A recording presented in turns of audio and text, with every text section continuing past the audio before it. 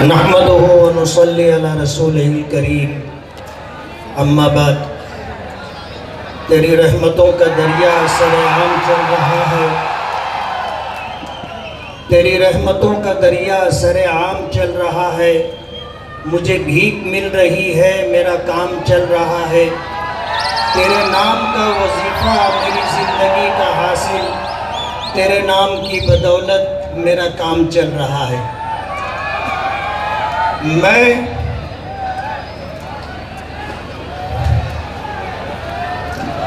अपने परवरदिगार का शुक्रगुजार हूँ कि उसने मुझे एक नई जिंदगी दी। आज से 2-4 दिन पहले मुझ पर जो हालात गुजरे, उन हालात को लेकर मैं हॉस्पिटल में एडमिट था। कुछ लम्हे मुझ पर ऐसे गुजरे कि मेरे दिल ने धड़कना बंद कर दिया था, मेरी नब्ज बैठ चुकी थी।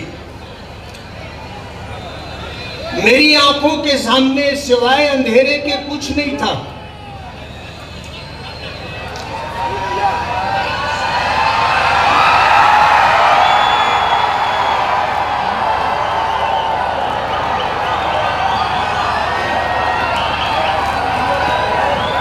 भाई हमारे अपने बीच हमारा मान, हमारा सम्मान, मुल्क में अक़लियतों की मजबूत आवाज है। असदुद्दीन अवैसी यहाँ तशरीफ लाए। देखो देखो कौन आया, देखो देखो कौन आया। All India Majlise Ittehadul Muslimeen, all India Majlise Ittehadul Muslimeen, all India Majlise Ittehadul Muslimeen. देखो देखो कौन आया।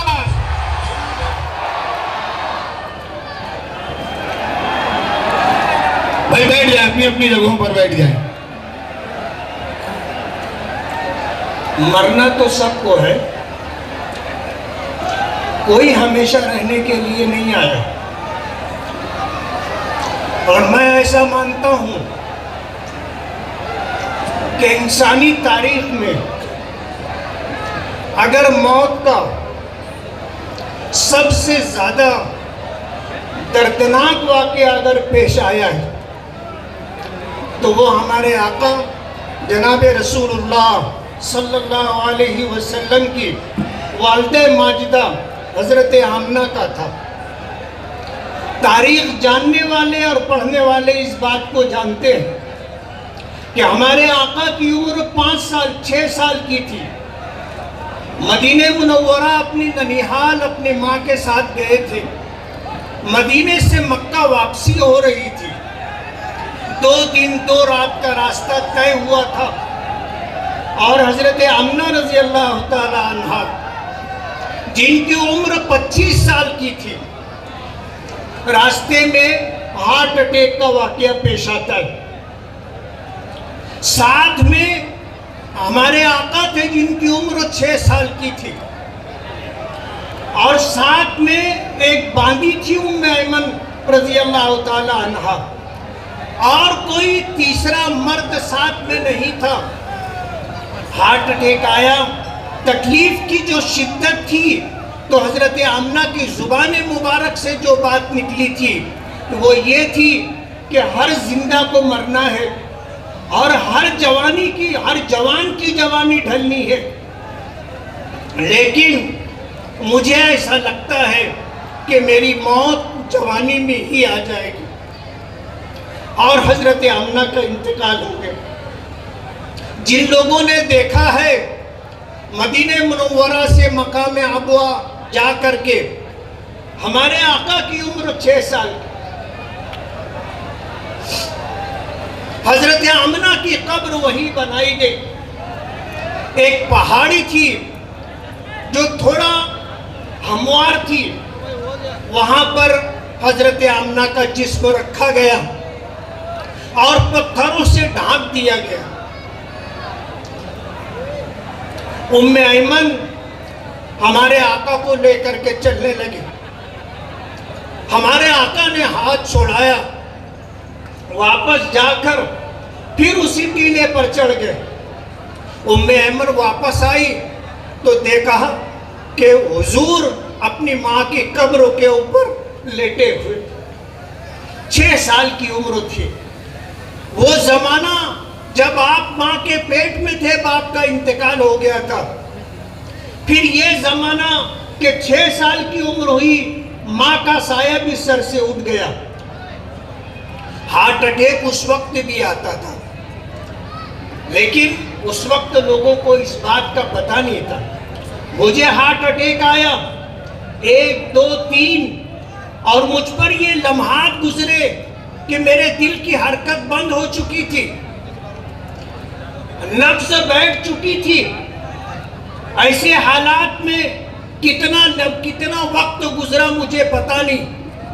मुझे ऐसा महसूस हो रहा था जैसे ख्वाब में आदमी कुछ देखता है कि कुछ लोग मेरे साथ जोर जबरदस्ती कर रहे हैं।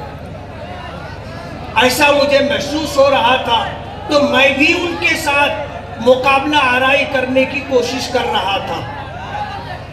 मुझे अचानक ऐसा एहसास हुआ कि जैसे मेरे ऊपर कुछ लोग सवार हैं। अचानक मेरी आंख खुली तो मैंने देखा कि कुछ लोग मुझे दबाए हुए हैं। उनमें से एक शख्स ने पूछा कि आपका नाम क्या है? मैंने कहा मोहम्मद इस्माइल। उन्होंने मुझे छोड़ दिया। अल्लाह ने मुझे नई जिंदगी दी। और मुझे लोगों ने बताया कि जब मेरे साथ ये हादसा, बीमारी के ये मामलात पेश आए तो लोगों ने खुशियां मनाई, लोगों ने मिठाइयां तकसीम की, लोगों ने एक दूसरे को मुबारकबाद दी। इंसानियत नाम की भी कोई चीज होती है। आप भी किसी के बेटे हो, आप भी किसी के शौहर हो, आप भी किसी के भाई हो, आप भी किसी बेटी और किसी बेटे के बाप हो। क्या किसी के इस तरह मामलात पर खुशियां मनाई जा सकती हैं? शायद मेरे परवरदिगार को मुझ पर रहम आ गया और मेरे मुखालिफिन की ये खुशियां मेरे परवरदिगार को भी पसंद नहीं आई। अल्लाह ने मुझे फिर से जिंदगी दे दी। और आपको पता है, जब एक अच्छा बैट्समैन एक चांस उसको अगर मिल जाता है तो वो सेंचुरी मारता है।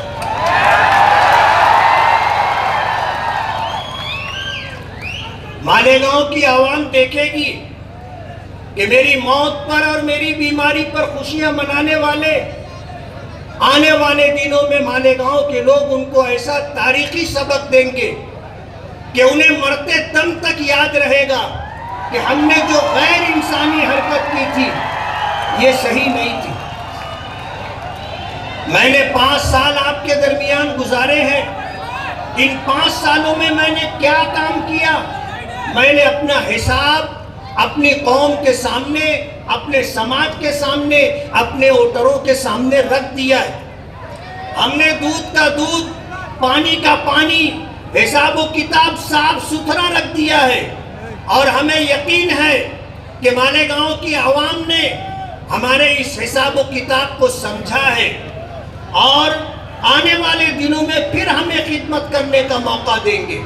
मैं आपके दरमियान हूँ और जिस तरह मैंने 400 करोड़ से ज्यादा के काम मालेगांव की आवाम को दिए हैं, मालेगांव की तारीख का एक हिस्सा है और ये सब कुछ आपकी आंखों के सामने है।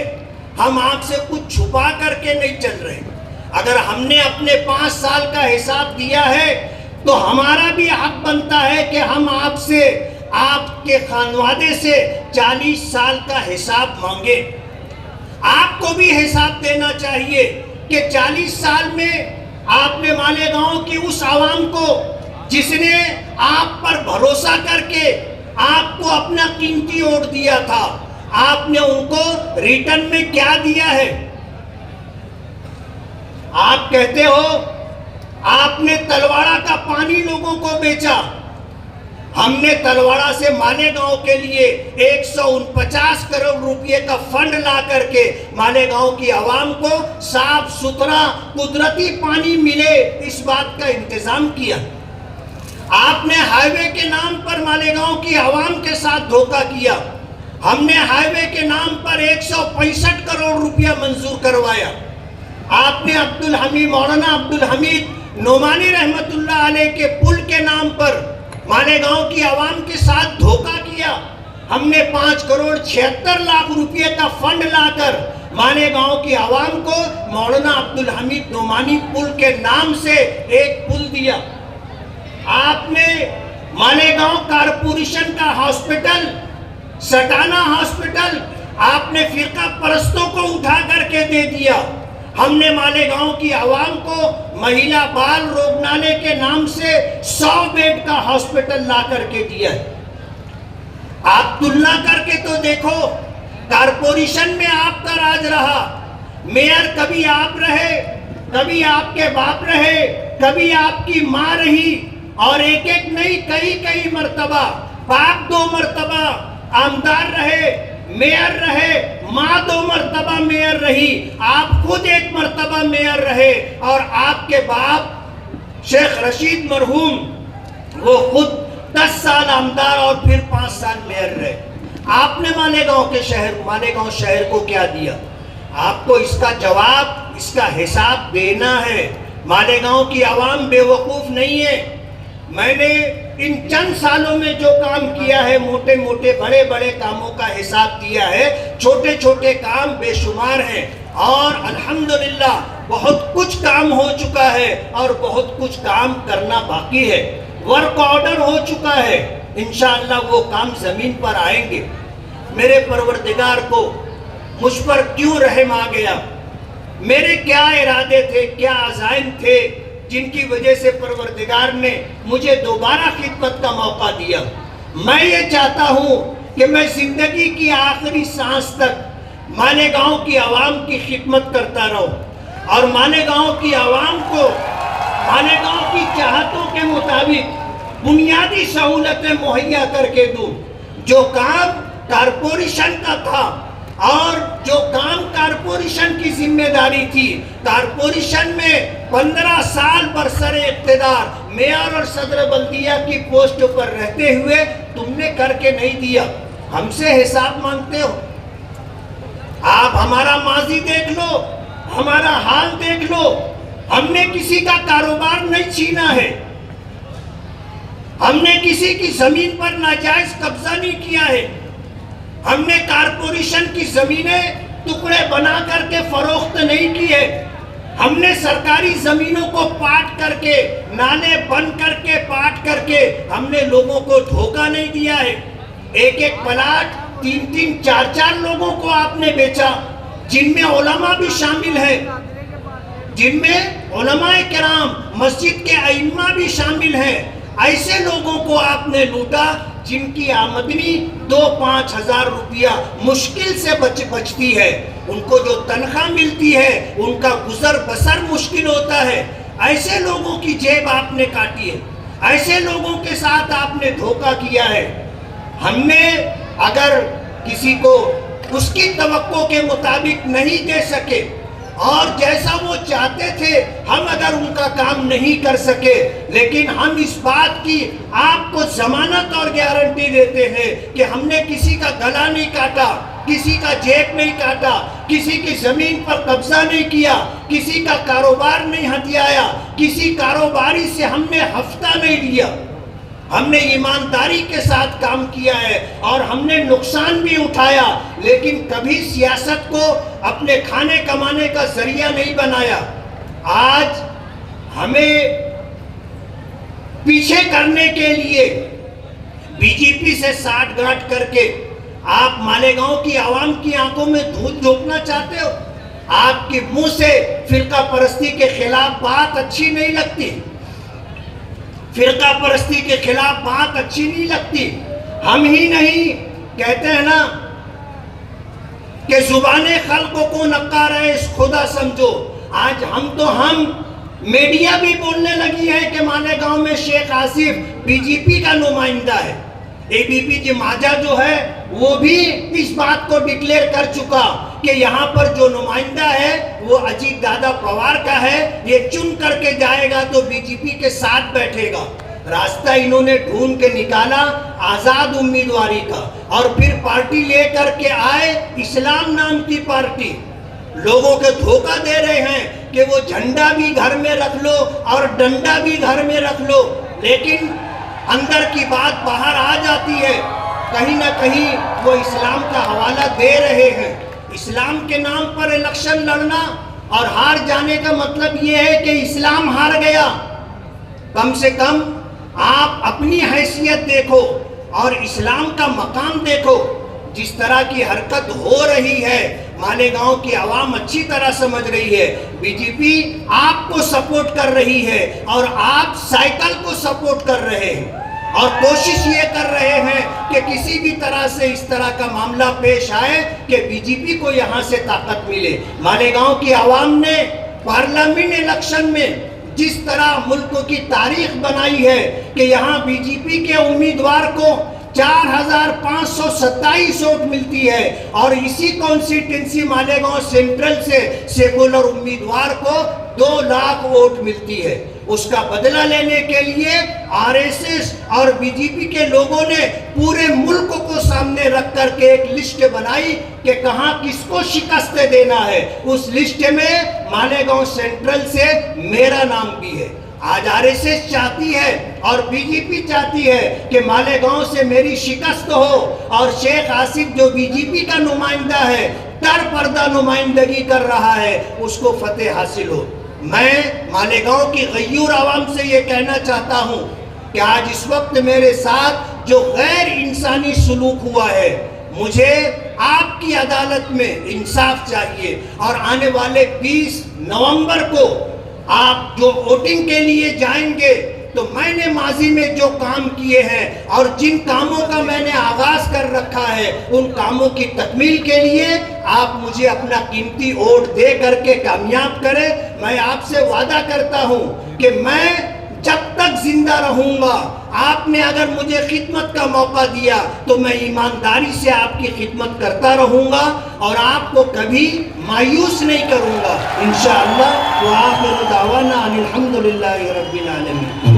भाई मुफ्ती साहब अपने जज्बात और ख्यालात चाहिए, आपके जज्बात, आपके एहसासात, आपकी बातों को आपकी आवाज में आवाज मिलाने वाला नाम बैरिस्टर असदुद्दीन अवैसी माइक पर।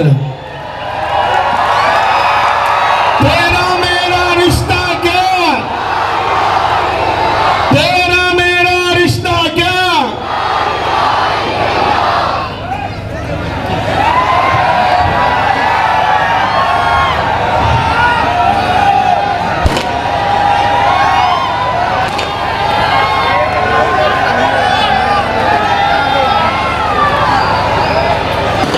बिस्मिल्लाहिर्रहमानिर्रहीम। अस्सलामु अलैकुम वरहमतुल्लाहि वबरकातुहू। सदर जलसा कमारुद्दीन साहब, कामा बलवान साहब, मुअज़्ज़िज़ हाज़रीन इकराम, बुजुर्गान कौम और मिल्लत, मेरी इज़्ज़तदार माँ और बहनों, गयूर नौजवान साथियों, मेरे तमाम मजलिसी रुफ़ा, शहनशीन पर तशरीफ़ फरमा, मालेगांव के आमदार रुकन असम्बली मोहतरम जनाब मौलाना मुफ्ती इस्माइल साहब, मेरे तमाम मजलिसी साथी अब्दुल मालिक साहब, डॉक्टर खालिद साहब और शहनशीन पर बैठे हुए तमाम मौज़िज़ीन, अज़ीज़ान मिल्लत, आप तमाम का बेहद शुक्रिया कि आपने अपना कीमती वक्त निकाल कर आज के इस इंतखाबी जलसे में आपने शिरकत की। मेरे अज़ीज़ दोस्तों और बुज़ुर्गों, मैं आपके सामने इसलिए खड़ा हूँ कि आपसे गुजारिश करूं कि 20 नवंबर के दिन आप तमाम लोग मुत्तहदा तौर पर अपने एक वोट का इस्तेमाल मुफ्ती इस्माइल साहब के हक़ में करें, जिनका इंतखाबी निशान पतंग है और ईवीएम की मशीन में उनका 5वां नंबर है।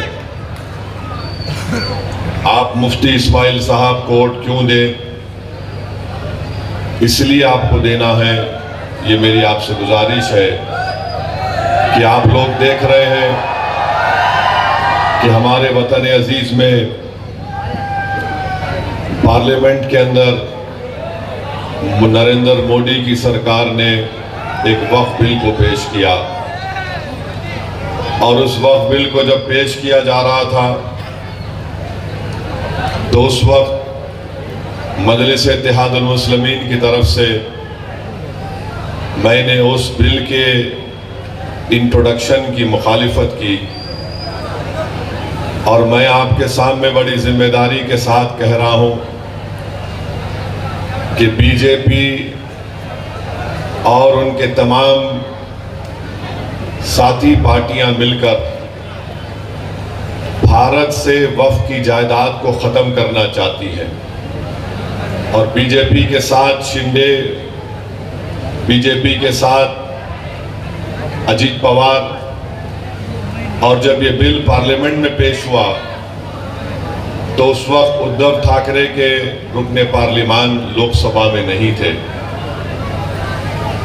मैं आपको बताने की ये कोशिश कर रहा हूं कि जब वक्फ का बिल पेश हुआ उस वक्त अगर पूरी दलीलों के साथ भारत के आईन का हवाला देते हुए अगर किसी एक रुकने पार्लियामान ने इस कानून को वक्फ को बर्बाद करने के लिए लाया जा रहा है, अगर ये किसी ने कहा तो उसका नाम असदुद्दीन ओवैसी और उस पार्टी का नाम मजलिस इत्तेहादुल मुस्लिमीन।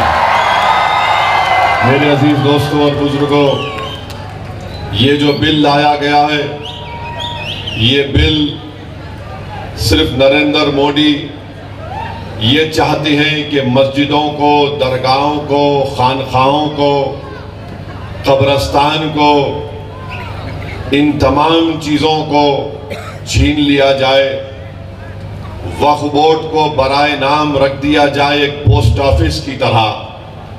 और आप लोग जानते हैं कि वक्फ अगर कोई करता है तो वाकिफ उसका मालिक नहीं होता, वो जब वक्फ करता है तो उसका मालिक अल्लाह सुब्हाना व तआला हो जाता है।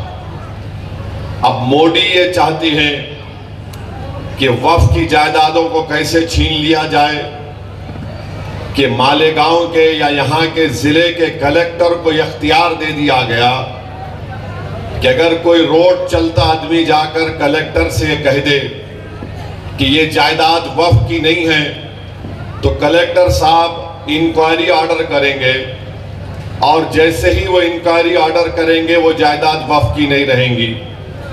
तावक्त है कि वो अपनी इंक्वायरी को मुकम्मल ना कर लें और इंक्वायरी मुकम्मल करने के लिए कोई वक्त नहीं लिखा गया। अब कोई भी जायदाद पे कलेक्टर इंक्वायरी लिख देगा, जायदाद वक्फ की नहीं रहेगी, हम उससे महरूम हो जाएंगे, चाहे वो दरगाह हो, मस्जिद हो, कब्रस्तान हो, खानखाएं हो। फिर इसमें यह भी अख्तियार दे दिया गया कलेक्टर को कि अगर कोई वक्फ औलाद करना चाहता है तो मोदी आजकल फजीलतुल शेख बन चुके हैं हनफी फिक़्ह के मामलात में। वो ये कह रहे हैं कि कोई वक्फ औलाद उस वक्त तक नहीं कर सकता जब तक वो अपनी बेटी के हुकूक को नहीं दे देता बाप के जायदाद में। हम नरेंद्र मोदी को ये बताना चाह रहे हैं कि वक्फ औलाद में भी एक वालिद या कोई भी उसकी माँ अपनी पूरी जायदाद को अल्लाह के नाम पर वक्फ करती है, उसका बेनिफिशियरी अपने बेटे और बेटियों को बनाती है। उसका मुतवल्ली कोई मर्द भी हो सकता है और खातून भी हो सकती है। मगर नरेंद्र मोदी वक्फ और औलाद को खत्म करना चाहती हैं। वक्फ बोर्ड में, महाराष्ट्र वक्फ बोर्ड में, रियासती वक्फ बोर्ड में पूरे अराकीन अल्पसंख्यक समाज के मुसलमान होते हैं। मोदी ये करना चाहते हैं कि जरूरी 2 गैर मुस्लिम होंगे और उनको इतनी बड़ी तादाद में गवर्नमेंट नॉमिनेट भी कर सकती है कि मुसलमानों से ज्यादा गैर मुस्लिम हजरात को वक्फ का मेंबर बनाया जा सकता है इस बिल में। आप बताइए, जब ये सब चीजें होंगी तो फिर अगर किसी जायदाद अगर वक्फ की आज मालेगांव में उसकी कमेटी में कोई भी गैर मारूफ शख्स को बना दिया जाएगा। मकसद एक ही है कि भारत में वक्फ की जायदादों को खत्म करके रख दिया जाए, किस तरीके से मस्जिदों को छीन लिया जाए, किस तरीके से दरगाहों को उसमें तनाजा पैदा कर दे, कब्रस्तान की जमीनों को हासिल कर ले। इवैक्यू प्रॉपर्टीज है, इवैक्यू प्रॉपर्टीज जो लोग अल्लाह के नाम पे वक्फ करके चले गए, मोदी बोल रहे नहीं अब नहीं रहेगा सेक्शन। वो लिमिटेशन पीरियड है जो हमारे हिंदू एंडोमेंट बोर्ड के जायदाद पर लिमिटेशन का कानून लागू नहीं होता, इस बिल में कहा जा रहा है कि वक्फ पर लागू होगा। मकसद एक ही है नरेंद्र मोदी का, मकसद एक ही है शिंदे का, मकसद एक ही है अजीत पवार का कि महाराष्ट्र से तमाम वक्फ की जायदादों को खत्म कर दिया जाए। और मोदी, अजीत पवार और शिंदे ये चाहते हैं कि जिस जायदाद का वक्फ का मालिक अल्लाह है, मोदी बोल रहे हैं कि मैं मालिक बनूंगा और कलेक्टर मेरा नायब बन जाएगा। ये पूरा मंसूबा इस बिल में बनाया गया। मैं आपको जिम्मेदारी के साथ कह रहा हूं और याद रखिए, ये अजीत पवार, ये शिंदे, ये फडणवीस, ये सब मिलकर ये साजिश कर रहे हैं कि किस तरह पूरे मुल्क में वक्फ की जायदादों को बर्बाद कर दिया जाए। बार बार मीडिया बोलती है कि तीसरी बड़ी जायदादें वक्फ बोर्ड के पास है, भारत सरकार और डिफेंस के बाद। झूठ बोल रहे हैं, बोलते हैं कि वक्फ की जायदाद 8 लाख एकड़ चिल्लर है। मैं चैलेंज करके कह रहा हूं, आरएसएस संघ परिवार, मोदी, अजीत पवार और शिंदे को सुनो, तुम्हारे कान में जो नफरत भरी हुई है उसको निकालो। तमिलनाडु, आंध्र प्रदेश, तेलंगाना और ओडिशा के 10 हिंदू एंडोमेंट बोर्ड की जायदादों को मिलाया जाए तो 9 लाख एकड़ हो जाती है, 9 लाख एकड़ हो जाती है। और सारे भारत में बीजेपी वाले बाजा बजा रहे 8 लाख एकड़ है, 8 लाख एकड़ है। मैं अभी यूपी को नहीं मिलाया, महाराष्ट्र को नहीं मिलाया, बिहार को नहीं मिलाया, बंगाल को नहीं मिलाया, सिर्फ 4 रियासत में 9 लाख एकड़ हिंदू एंडोमेंट बोर्ड की है। और ये तमाम फिरका परस्त बीजेपी और उनके साथियां बाजा बजा रहे कि नहीं नहीं 9 लाख एकड़ है, 7.5 लाख एकड़। मेरे अजीज दोस्तों और बुजुर्गों, ये कानून, ये बिल अगर कानून बनता है तो आपको और हमको एहतजाज करना पड़ेगा। ये बिल अगर पार्लियामेंट में पेश होगा कानून बनने के लिए तो असदुद्दीन ओवैसी जरूर उसकी मुखालिफत करेगा। मगर आपको मैं बाखबर कर रहा हूं कि आपको उठना पड़ेगा। जिस तरीके से पार्लियामेंट में CAA का जब बिल लाया गया, पूरी भारत की पार्लियामेंट में पूरी दुनिया ने देखा कि असदुद्दीन ओवैसी मोदी के 3 एमपियों के सामने कहा, जिस तरह महात्मा गांधी ने गोरे साउथ अफ्रीका में कानून को फाड़ा था, देख मोदी मैं तेरे इस काले कानून को फाड़ के रखता हूं, हम इसको नहीं मानते। तो क्या अगर मोदी ये गलती करेंगे, अजीत पवार, शिंदे ये गलती करेंगे, इस बिल को कानून बनाने के लिए अपनाएंगे, क्या मालेगांव पूरा खड़ा हो जाएगा एहतजाज में, पुरअमन एहतजाज में? क्या आप अपनी वक्फ की जायदादों को बचाने के लिए एहतजाज करेंगे? क्या आप अपनी मस्जिदों को, खानखाहों को, दरगाहों को बचाने के लिए खड़े होंगे? तो लगाइए मेरे साथ नारा, नारे तकबीर। वक्फ का बिल हम नहीं कबूल करेंगे, वक्फ का बिल हम नहीं कबूल करेंगे, नहीं कबूल करेंगे। मेरे अजीज दोस्तों और बुजुर्गों, इस बात को जहन नशीन कर लीजिए, वक्फ का बिल मोदी इसलिए ला रहे कि वक्फ की जायदादों को खत्म करके रख दिया जाए। इनका मकसद एक ही है, ये नफरत करते हैं वक्फ की जायदादों से। मेरी आपसे दबन गुजारिश है कि इस पर गौर करिए। दूसरी बात जो मैं आपके सामने अर्ज करना चाह रहा हूं कि आप मुफ्ती इस्माइल साहब को वोट क्यों दें। मुझे एक बात बताइए, सारी दुनिया जानती है ये ऑटो वाला, इसको ऑटो किसने दिया? इसको ऑटो दिया मोदी ने, इसको ऑटो दिया शिंदे ने, इसको ऑटो दिया अजीत पवार ने। ये तीनों की मिठाई लेकर मालेगांव में ऑटो चला रहा है।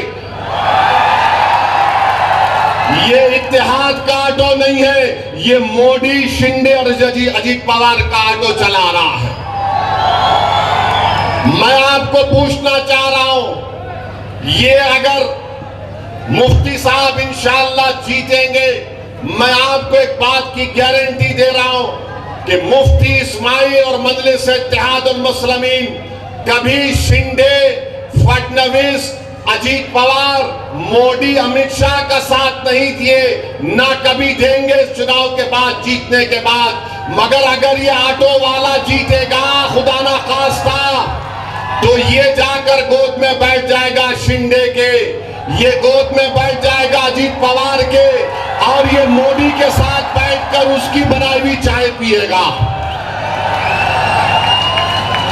ये फर्क है मुफ्ती इस्माइल में और इस ऑटो वाले में। और याद रखो, मालेगांव की आवाम दो समंदर के किनारे एक नहीं हो सकते। एक तरफ हक है, सच्चाई है, एक तरफ बातिल से मुकाबला है, एक तरफ जो वक्फ के कानून के जरिए वक्फ को खत्म करना चाहते हैं, ये ऑटो वाला वक्फ का कानून खत्म करने वालों के साथ साजबाज करके मालेगांव में आया है और मालेगांव में वक्फ की जायदादों को खत्म करना चाहता है। इसकी जबान पर मोदी का स्टैंप है, इसकी जबान पर शिंदे का स्टैंप है, इसके दिल में अजीत पवार की मोहब्बत है और मालेगांव के अवाम के लिए नफरत है। इस बात को आपको ज़हन नशीन करना पड़ेगा कि आप क्यों मजलिस इत्तेहादुल मुस्लिमीन के हक में वोट देंगे।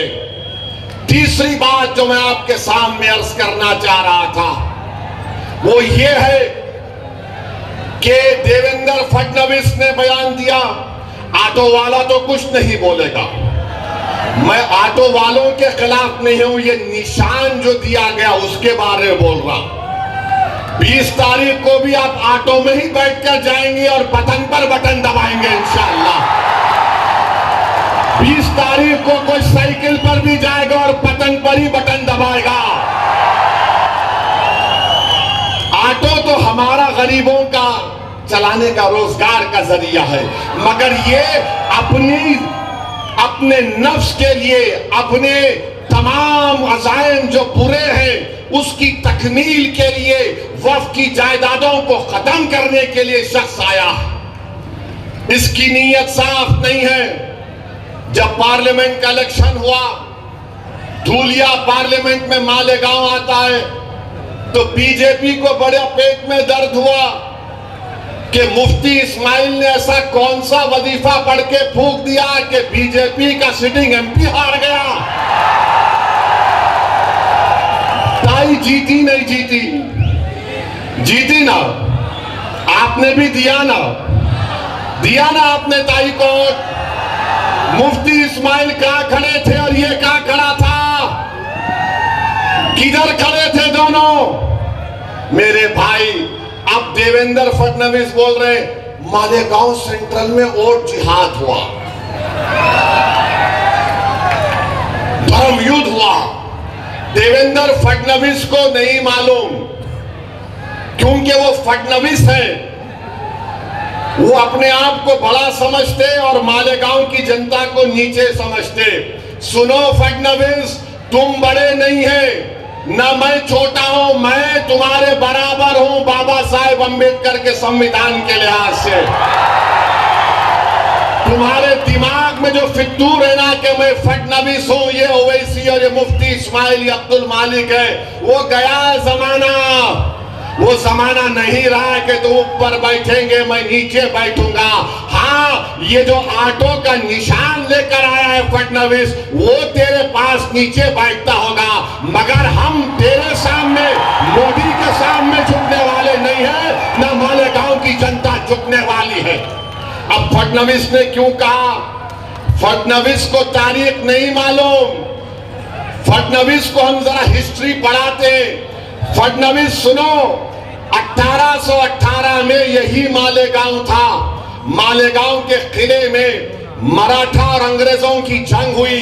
उस मराठाओं की फौज में मालेगांव के गयूर मुसलमान थे, जिन्होंने अंग्रेजों से खूब मुकाबला किया। 30 मुसलमान शहीद हुए मराठाओं की फौज में, और अंग्रेजों ने 36 बंदूक, तोप, 800 गोला बारूद और 35,500 गन पाउडर इस्तेमाल किया 1818 में।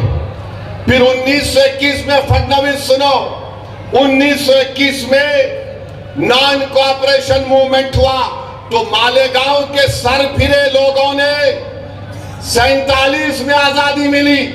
मालेगांव के लोगों ने कहा 1921 में कहा कि अभी हम अंग्रेजों का परचम किले से निकालते, अंग्रेजों के परचम को निकालकर फेंक दिया।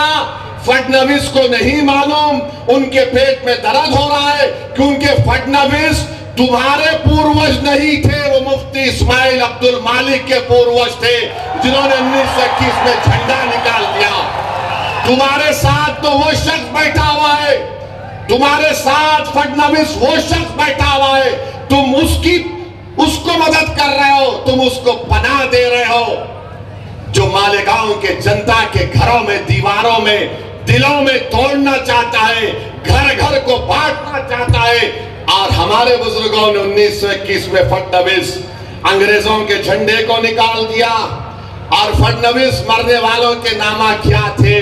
सुलेमान शाह, इस्राइल अल्लाह रखा, शाबान भिकारी, बुद्धू फरीदास, अब्दुल गफूर, अब्दुल्ला खलीफा और मोहम्मद हुसैन को अंग्रेजों ने जेल में टार्चर करके मार दिया।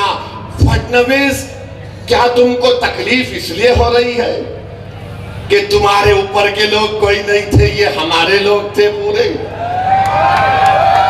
मालेगांव सेंट्रल, मालेगांव सेंट्रल, फडनवीस की जबान से क्या निकला? मालेगांव निकला नहीं निकला? निकला नहीं निकला मालेगांव? क्या कहा? वोट जिहाद, क्या कहा? धर्म युद्ध। तो फडनवीस ने क्या किया?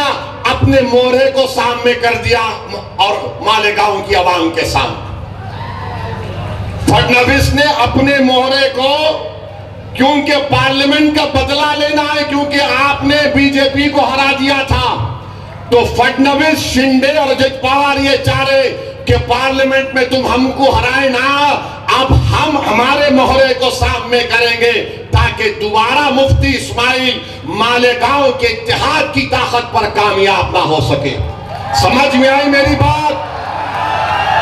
नहीं आई तो और बोलूं खुल के, और बोलो। अभी 19 मिनट बाकी है, बोल सकता हूं मैं।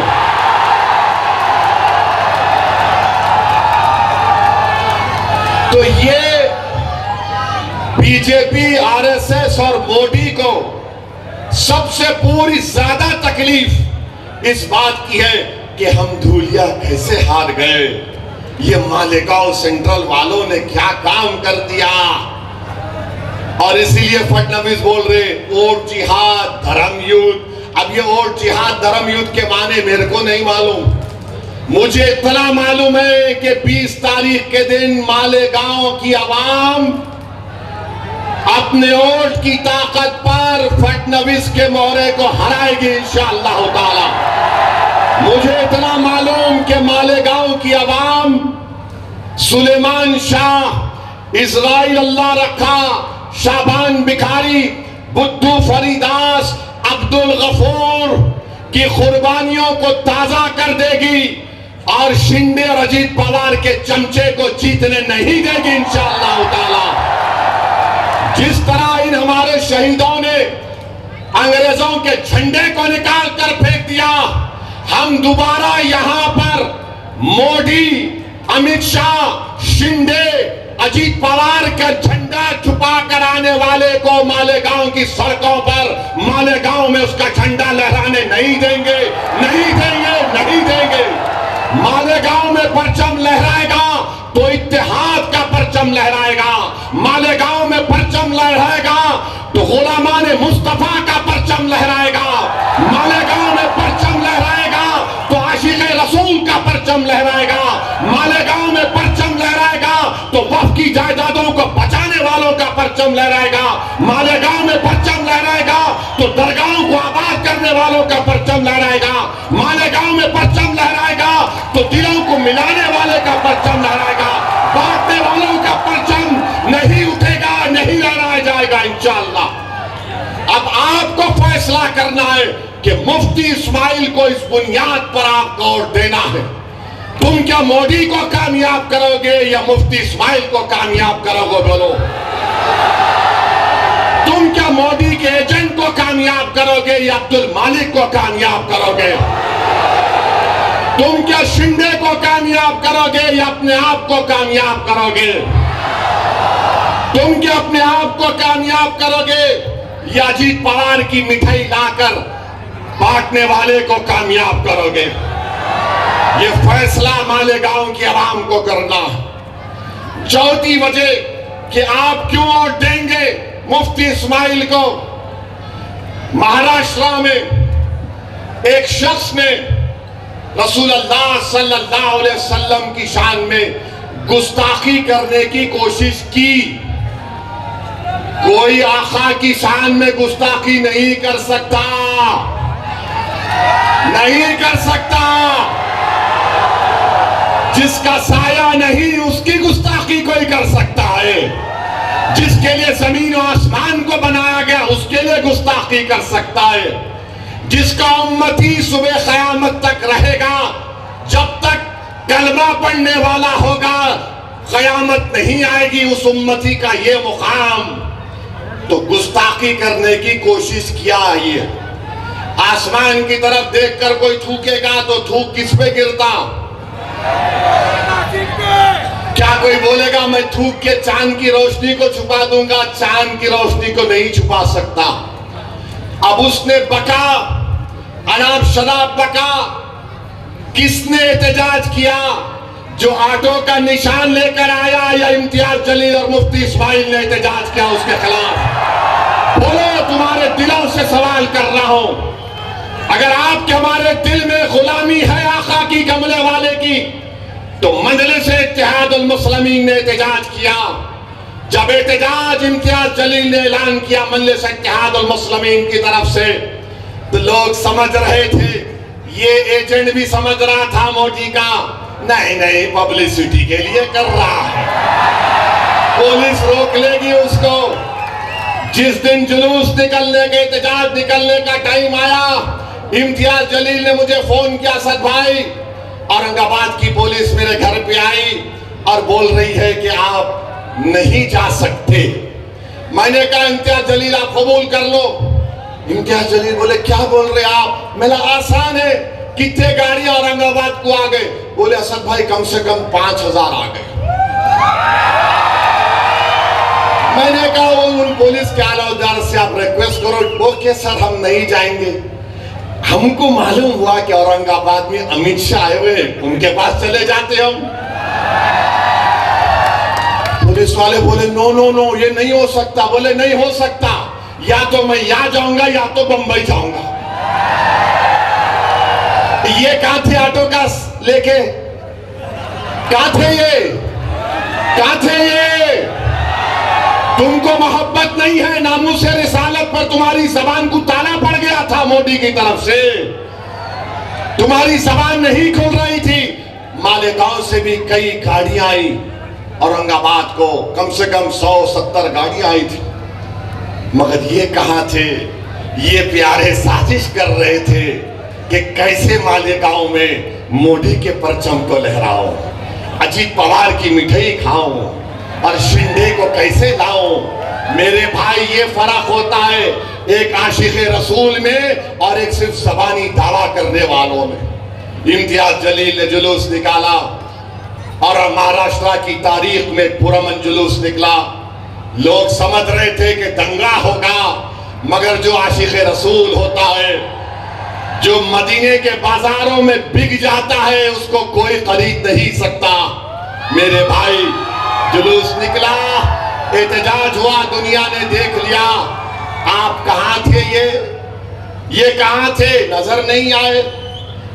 हम आपसे वादा कर रहे हैं मुफ्ती इस्माइल, इंशाअल्लाह आपके इत्तेहाद, आपके सियासी शऊर पर कामयाब होंगे तो मजलिस इत्तेहादुल मुस्लिमीन के एमएलए जब महाराष्ट्र की विधानसभा में जाएंगे, हम एक प्राइवेट मेंबर्स बिल असेंबली में देंगे कि किसी भी मजहब के बड़े रहनुमा या जो भी है उनके बारे में कोई भी अनाप शनाप बकेगा, वो नॉन बेलेबल ऑफेंस होगा, उसको नोटिस नहीं गिरफ्तार करके जेल को भिजाना चाहिए।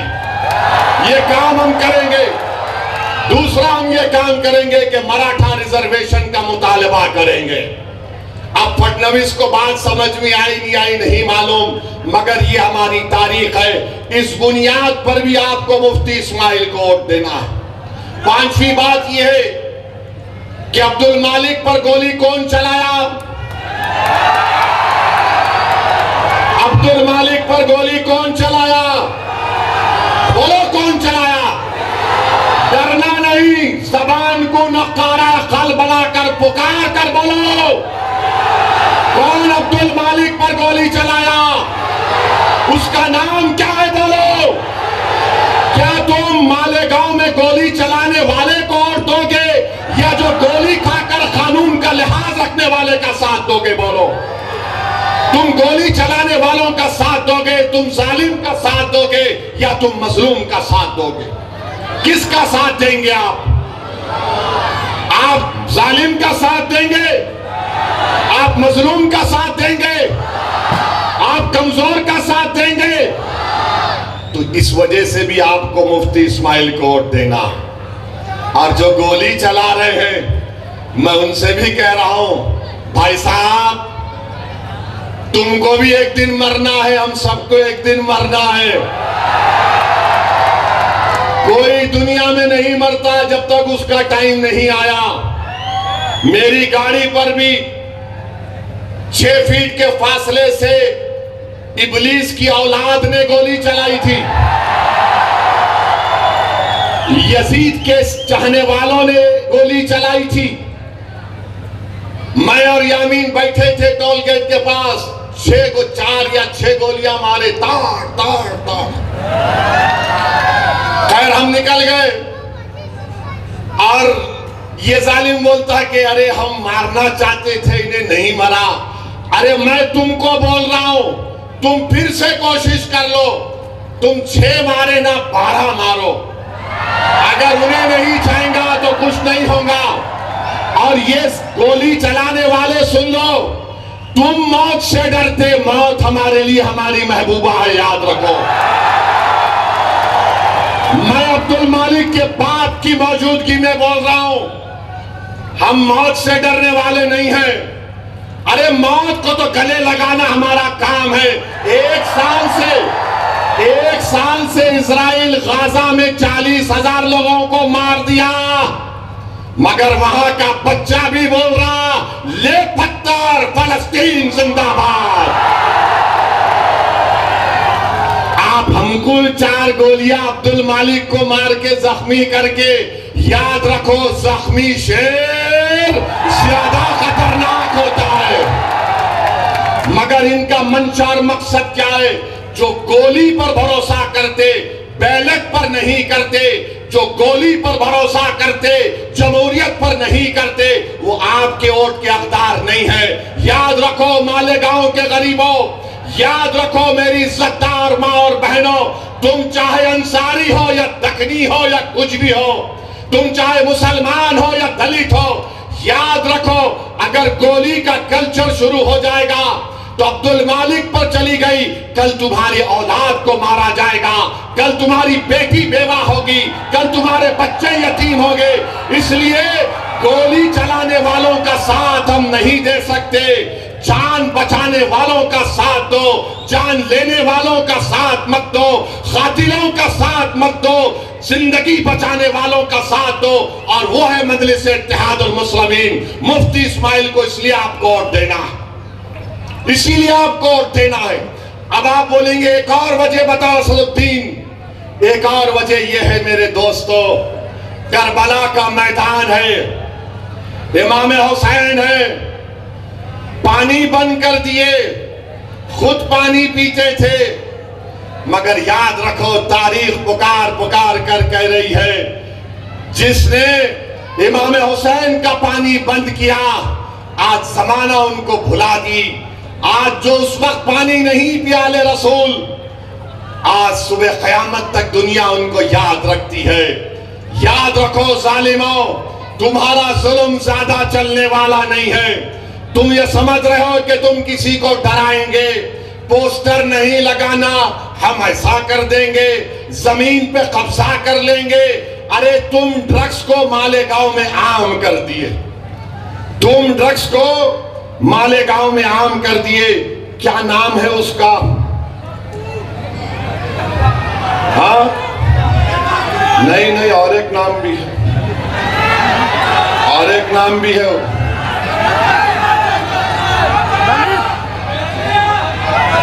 हाँ, ये जो ड्रग्स को क्या बोलते? हाँ, ये बहुत से नाम है उसके। एक नाम आटो भी है। मालेगांव में आप देख लीजिए, ड्रग्स कौन आम कर रहा है। पुलिस जानती है कि ड्रग्स का कारोबार करने वाले कौन है।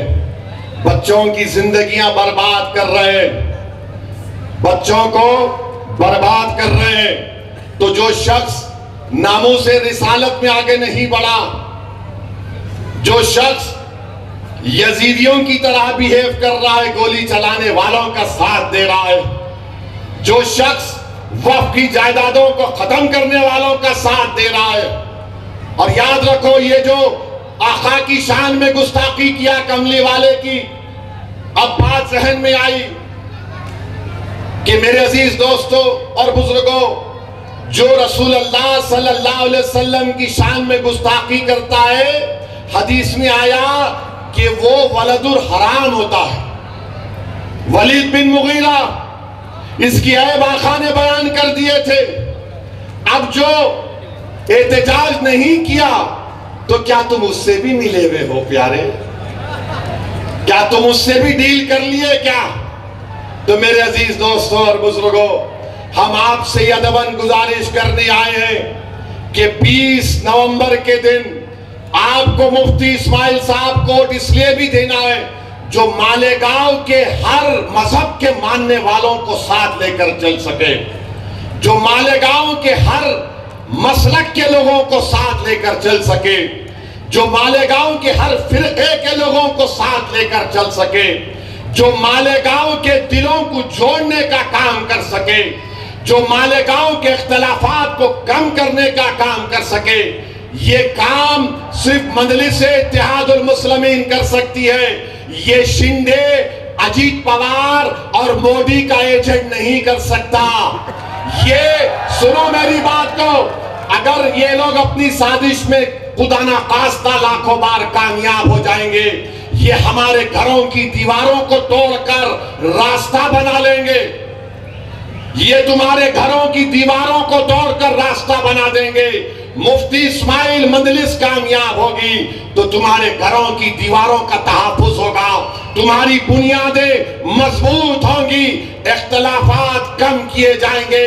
मैं आपसे दरख्वास्त कर रहा हूं कि मोदी, अमित शाह, अजीत पवार और शिंदे के मोहरे को कामयाब होने मत दीजिए। वो आपके वोट का मुस्तहक नहीं है। मुफ्ती इस्माइल कोई फरिश्ता नहीं है। ना मैं कोई फरिश्ता हूं, मगर जितनी बातें मैं आपके सामने रखा हूं, बताओ एक बात जो मैंने कही कि तुम क्यों देना चाहिए और क्यों उनको नहीं देना चाहिए। एक चीज बताओ मुफ्ती इस्माइल ने, बताओ, कोई बता सकता है? शिकायत होगी, मगर यह तो नहीं है कि मुफ्ती इस्माइल मोदी, अमित शाह, शिंदे, अजीत पवार का मोहरा है। ये तो नहीं बोल सकते कि मुफ्ती इस्माइल ने नामूस रिसालत के बारे में एहतजाज नहीं किया। ये तो नहीं बोल सकते कि मुफ्ती इस्माइल और मजलिस इत्तेहादुल मुस्लिमीन कभी भी बीजेपी, अमित शाह, शिंदे और अजीत पवार का साथ देगी। और हद तो ये है, ये कौन सी महाविकास अघाड़ी है? कांग्रेस भी लड़ रही है, समाजवादी भी लड़ रही है। ये क्या हो रहा है? कौन सा तुम्हारा अघाड़ी है? मकसद क्या है? कि मोहरे को जिताया जाए, तुम्हारे इत्तेहाद को तोड़ा जाए, तुम्हारे इस बरसों की मेहनत पर पानी फेर दिया जाए। आज मालेगांव एक तारीखी मोड़ पर आया।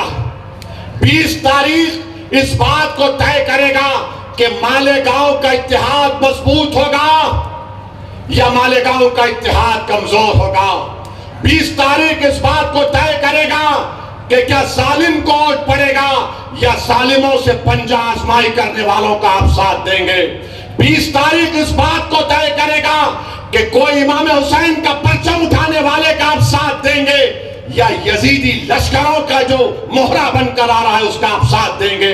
20 तारीख इस बात को तय करेगा कि आप दिलों को मिलाने वाले का साथ देंगे या दिलों को तोड़ने वाले का साथ देंगे। 20 तारीख इस बात को तय करेगा कि अब्दुल मालिक को इंसाफ मिलेगा या फिर और ऐसे अब्दुल मालिक पर गोलियां चलाई जाएंगी।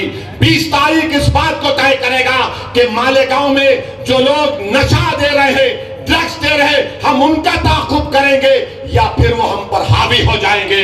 20 तारीख इस बात को तय करेगा कि अगर दोबारा महाराष्ट्र में कोई नामूस रिसालत पर कोई बकवास करेगा तो हम एहतजाज करने वालों का साथ देंगे या फिर जालिमों से जाकर हाथ मिलाने वालों का साथ देंगे।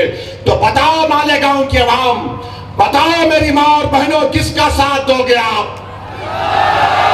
किसका साथ दोगे आप? बताओ, हाथ उठाकर बताओ। आप मुफ्ती इस्माइल का साथ देंगे? आप दिलों को जोड़ने वाले का साथ देंगे? आप ड्रग्स को खत्म करने वालों का साथ देंगे? आप गोलियों को चलाने वालों को रोकने वालों का साथ देंगे? आप मालेगांव को कामयाब करेंगे? आप मालेगांव को आबाद रखेंगे? तो आप 20 तारीख को पतंग कहां फिरेगी मालेगांव में? मालेगांव के गलियों से आवाज क्या आएगी? मालेगांव के घर से क्या आवाज आएगी? मालेगांव के दिल से क्या आवाज आएगी? और 20 तारीख को मालेगांव के आसमानों पर क्या लहराएगा? पतंग, पतंग, पतंग, पतंग। ऑटो के तीनों टायर पंक्चर